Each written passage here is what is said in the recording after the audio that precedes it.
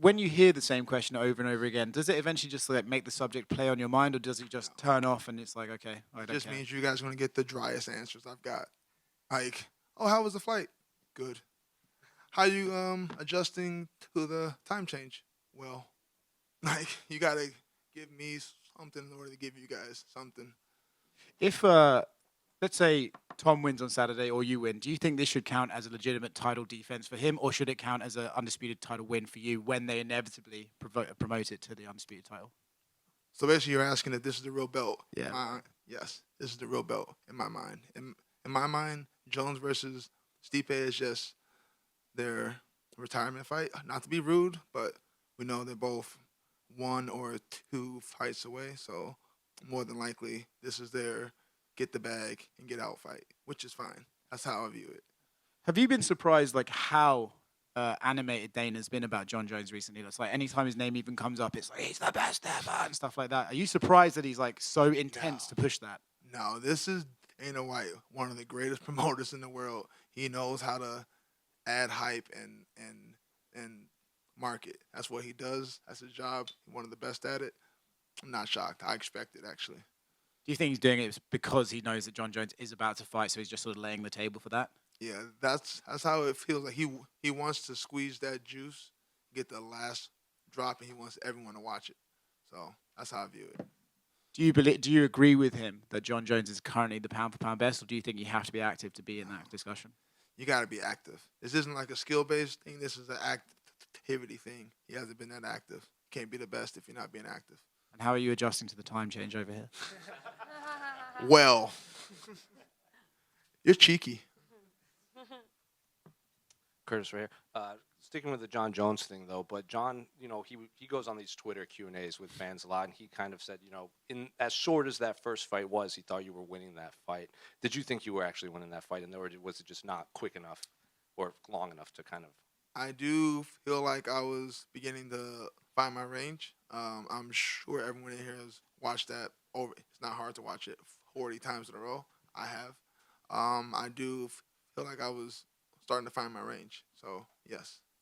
And how much of obviously Tom is a high level black belt, but he's everyone says hyper athletic, hits strong and fast.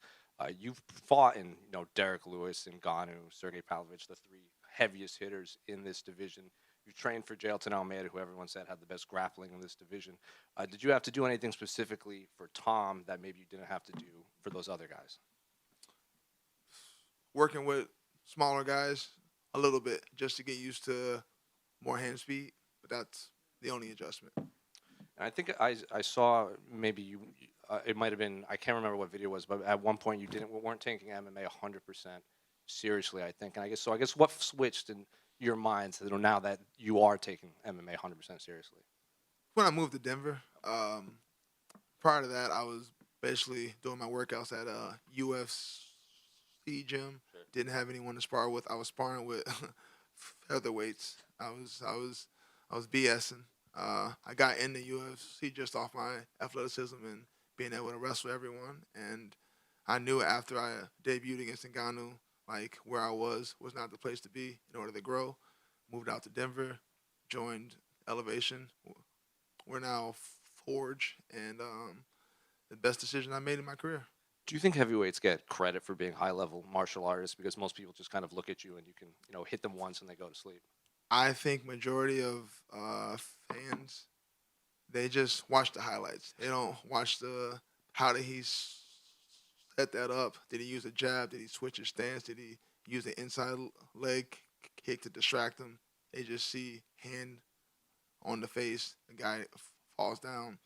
I think everyone, like, the way they judge heavyweights, we should be judged on a different scale because the exchanges that smaller guys have, like I was at the Denver fights. My buddy Drew Dober was fighting that Brazilian guy. They were banging. You can't do that at heavyweight. Those exchanges, we should be graded on a sliding scale. We don't get to. You can make a mistake at bantam, feather, light, even welterweight. After welterweight, mistakes become a lot more costly, but especially heavyweight. It could be a jab. I've seen heavyweights get dropped with jabs. It's not happening at bantamweight. Right. So I think we should just be judged on a different scale. And unrelated to this fight, I don't know if you saw, but on November 1st, they're going to roll out some of these new rules that they approved changing. did So 12 6 elbows, and they've redefined what a grounded opponent is. I'm curious, so you've clearly heard these, and what do you make of these new rule changes? They feel very grappler friendly, so I'm surprised because I know a lot of people don't like grapplers. So I'm a little shocked, but I'm happy because the elbows especially, that's going to open up a lot of stuff. I kind of wish it was already active. And John said that he might try to appeal that lone loss to Matt Hamill. He should. I always view he's undefeated. Does anyone in here not agree? Oh, we got a contrarian? Oh. You're right. We all have to do the rules. You're right. That's a good one. As a guy who made the mistake in saying Oh, we're getting the banter. No. You appeal the referee. You appeal the referee's decision rather than the rules. Oh no. Wasn't the guy who told Matt Hamill to fight back and Matt Hamill couldn't hear it? Just one final one for me. Bilal Muhammad was in here, and he said, Chicago doesn't really have good pro sports right now, and, you guys can bring back the belts to Chicago. So how special is it to have him also chasing for the UFC title on this card? It's amazing to have two guys from the same area. We both grew up on the South Side. It's amazing. I didn't really bump into him. That's how you know when I was home in Chicago, I wasn't really doing what I was supposed to be doing. Had I been, probably would have walked into Bilal years ago. But I think it's great. We got two opportunities to bring home a belt. I hope we go 2-0. It'll be great for the city. And in terms of Chicago sports, I believe in the Bears. This is the most excited don't you do that. This is the most excited I've been as the Bears fan in my adult life. You think they're better than the Lions? No, not better. I want growth. We don't got to win the division. I want growth. Curtis, what have you made of Tom's performances since that first fight in 2022? He's shown devastating knockout power on the feet, and I think a lot of people expect your game plan to be take him down and expose him with those vicious elbows like you usually do. But would part of you like to stand and bang and try and surprise people? I'm going to be organic. I don't enter fights with a game plan like I have to do this, I need to do it. That's how you walk into traps, because then it seems a lot more premeditated. I don't have plans like that. I just want to be in position. So if the takedown is there, I go for it. If it's not there, I'm not going to force it. And I do believe I can beat him on the feet. I don't believe I have to get a takedown. It would be nice, because that's my world, but I can hang out on the feet too. Are you used to being in enemy territory now as well? You did it once before 2 years ago. Does it feel business as usual now? I've done it a bunch of times. I come from a wrestling background. I love going to other high schools, other colleges, and when their fans are booing you, I love that. I feed off that. In the UFC, it's a lot different. I can't hear you guys. You know that, right? I can't hear a thing anyone's saying. I've been to Australia, fought Mark Hunt. Didn't hear anything the fans were saying. We were prepared to go to Brazil. No offense, I've heard the Brazilian fans are a little scarier than the British fans. So if I wasn't scared of the Brazilians, I'm not scared of Brits. And there's a lot of stories away from this fight in the heavyweight division as well, like the guys I mentioned, John Jones there, looming over everything. But we also have Alex Pereira's inevitable move to the heavyweight division as well. Bad idea. Bad idea for him. Him, I'll give you my premeditated plan. I'm going to shoot immediately. Why would I give him any chance to knock me out on the feet when I know I can take him down at will? And he has to know that. I think he's looking for a specific heavyweight, not any heavyweight. He has matchups against. I could see him beating guys like Tai. We watched him sparring Tai Tuivasa. Maybe some other guys in like the bottom of the top 15, but you give him a top 5 guy with some real weight, he's not winning. When you mentioned shooting straight away, would part of it be in your mind the fact that he has a devastating flying knee, and we kind of look at the Masvidal I'm going to eat that situation? knee. I ate one from Alistair. You think he throws harder knees than Alistair. I know he got the aura going on right now, but I ate a knee from 265-pound Alistair. I'm good with eating knees. So would you welcome Yes. in Alex Pereira to the heavyweight division if you win on Saturday Yes. night? I know this is what everyone wants to hear. Yes, I would fuck up Alex Pereira. It's not because he's not good. I'm heavier than he is. Just a heavyweight, gravity, weight matters. It's not a skill based. That's just how it is. Curtis here to your left. Obviously, second time in the UK. What's the reception been like? It's been cool. We walked around a little bit, ran in the fans. They've all been respectful, very nice. Even the ones who are like, "Oh, I'm rooting for Aspinall, but you're a good guy." That's cool with me. That's all I want. I just want respect. You don't have to root for me. You don't have to like me. Respect.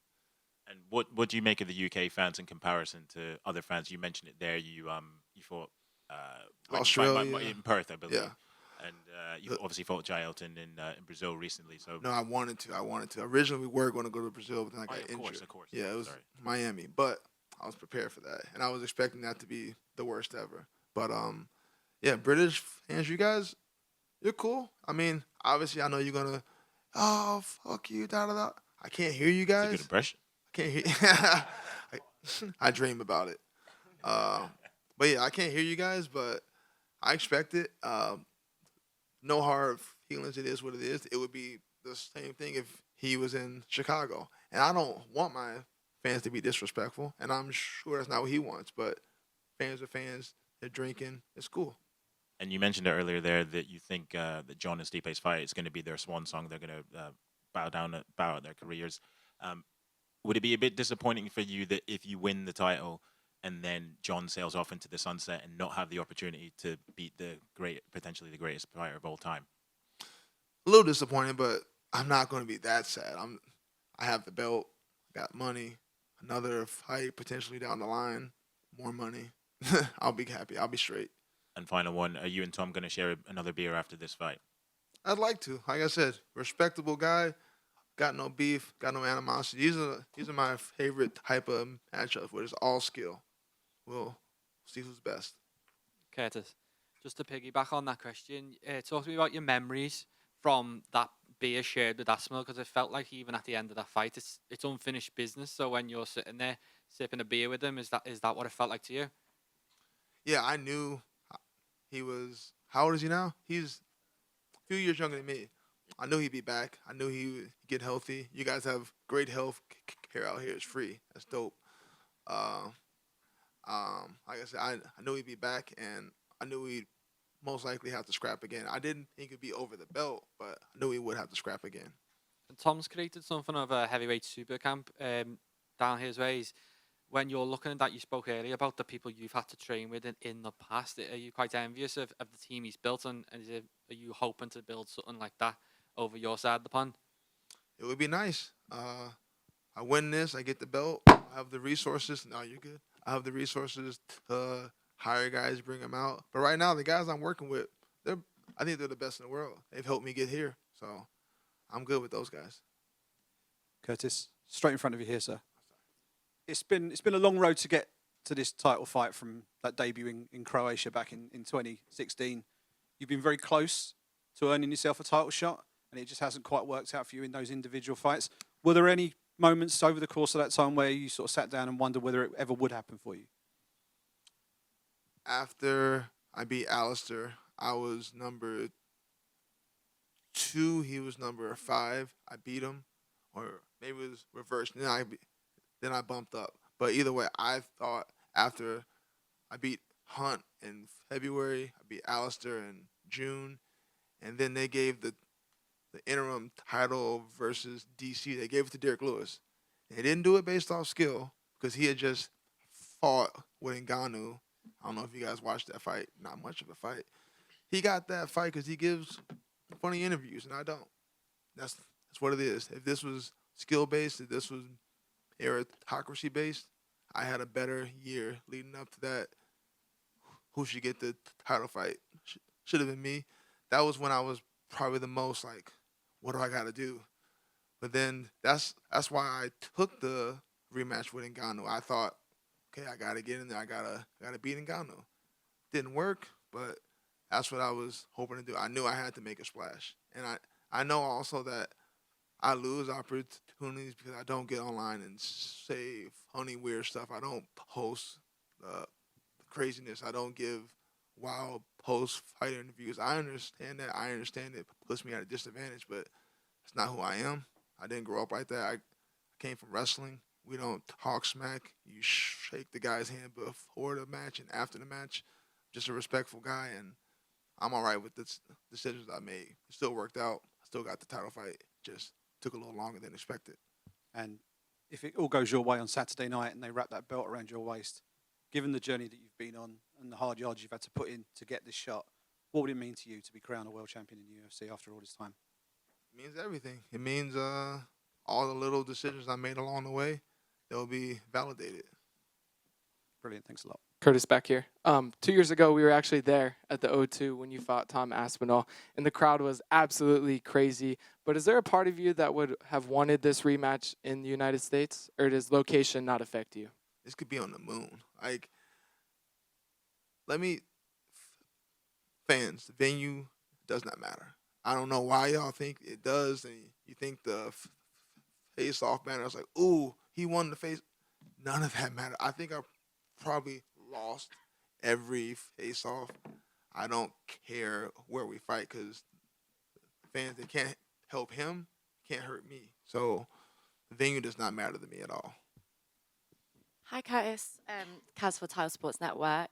I noticed that you was meant to do a podcast with Bisping, and then your coaches said no. I was just wondering why. Was it because you was worried about him breaking down your game plan too much? Well, we know Bisping's homies, and I don't want to put him in a position where he has to feel like he has to be a certain person around me that he wouldn't be around Aspinall. It was just, I know it's weird, so it was just easier that way. I would love to do a podcast with him after if he still wants me, but yeah, that was our decision. Yeah. One thing I like seeing is how much you're representing people with stutters, and I was wondering, has many people reached out to you, like, to ask for advice and stuff? Yeah, I've been getting those for years now, and I never really saw myself as like a spokesman for speech impediments, but it was my dad. He has a speech impediment also. I got it from him. It's hereditary. It's not because CTE. Let's get that out there. I know I get asked that the most. Yeah, I'm happy. My daughter has a speech impediment, and it scares me. I know children are mean. I know how it was for me growing up in Chicago. They can be real mean. It's one of the reasons I went to all boys school, because I realized when you remove the female, no offense, when you remove the females out of the room, the guys are a lot nicer. That's one of the reasons I went to all guys high school. Don't regret that. But yeah, I hope other people, young people, old people, anyone with a speech impediment, or anyone who has a connection with anyone with a speech impediment, hope you can look at me and see that you can do whatever you want to do. Like, if you want to be a police officer, my dad's a cop, or just retired. If you want to be whatever, teacher, astronaut, you can, just a speech impediment. It's just, don't allow people in their, like, I used to allow people when they would ask me my name, and I go, and they look at me like, are you special? Do you not know how to pronounce your own name? It used to, like, make me feel some type of way. Now I judge them. Like, are you that ignorant that you think me as a grown man, I don't know how to pronounce my own name? I have a speech impediment. I've gotten over it, but it took me a while until like 27, 28. Doing these interviews helped also. I was a kid in high school. I wouldn't raise my hand if I knew the answer because I was embarrassed. Like, I didn't want people to laugh and all that stuff. I just want those people that also have a speech impediment to know that if people are laughing at you, it doesn't mean anything about you. It means a whole lot more about them and their character. That's amazing, and it's great representation, so thank you. My last question was, you posted on your Instagram about our crisp flavors. I was wondering, did you try any? Because you said that it was nasty, but cheese and onions banging, actually. I was scared to eat it. You were scared? I was scared to try it. But I'm real picky. I'm super, super basic. Like, back home, hamburgers, hot dogs, Alfredo, I'm picky. I eat like an 8-year-old. So don't use me as your skill for all Americans. Like I know my brother, he's gonna eat everything when he gets here. He'll be here Friday. He's gonna eat everything. He always does. We're different. So Thank you. Good luck for Saturday.